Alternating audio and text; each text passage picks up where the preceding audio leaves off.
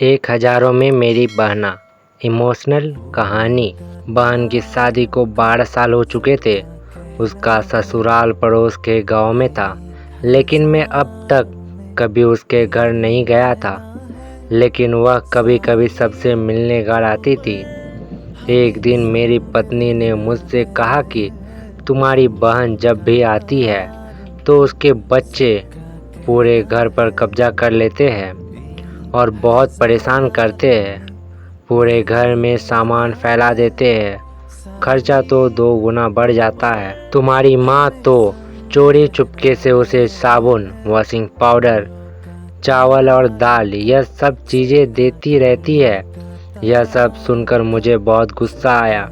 मैं मुश्किल से घर का खर्चा चला पाता हूँ और मेरी माँ मेरी बहन को सब कुछ दे देती है।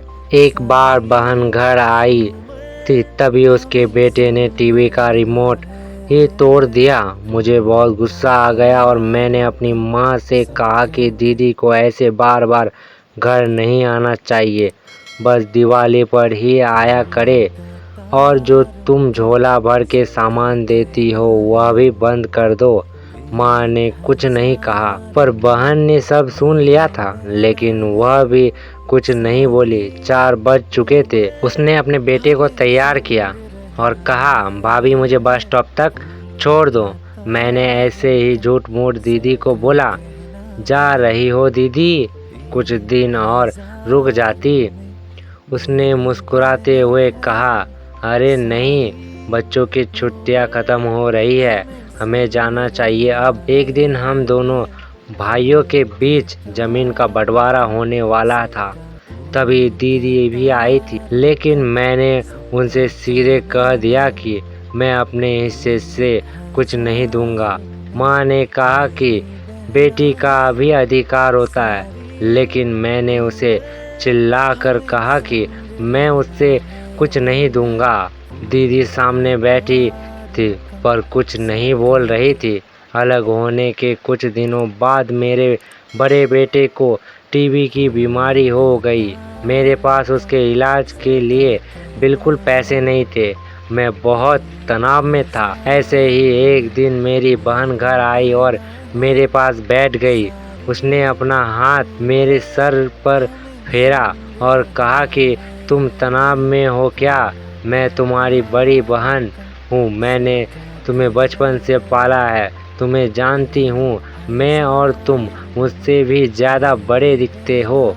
उसने अपने हाथों से सोने की चूड़ियाँ निकाली और मेरे हाथों में दे दी। उसने कहा, तुम पागल हो, ऐसे ही टेंशन ले रहे हो।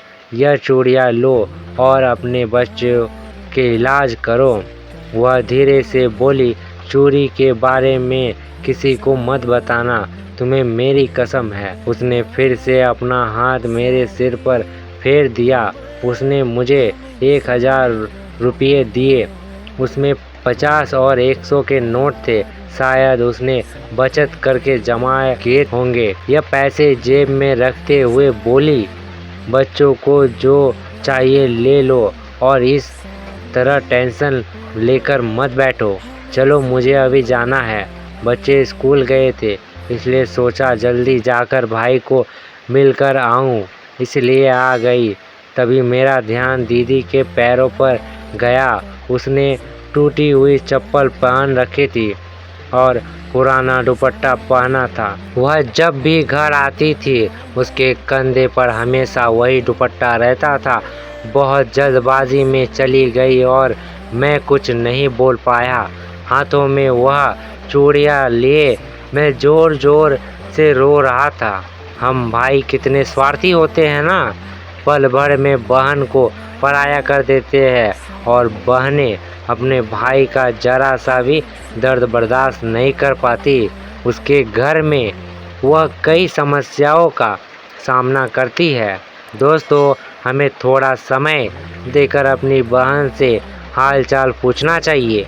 बस एक पल के लिए मुस्कुराएंगे, उतना ही काफ़ी है। उन्हें हमसे और कुछ नहीं चाहिए होता है, यह सच है। किसी ने कहा है कि एक बहन दूसरी माँ होती है। अगर हमारी वीडियो आपको अच्छी लगी तो कृपया वीडियो को शेयर कर दें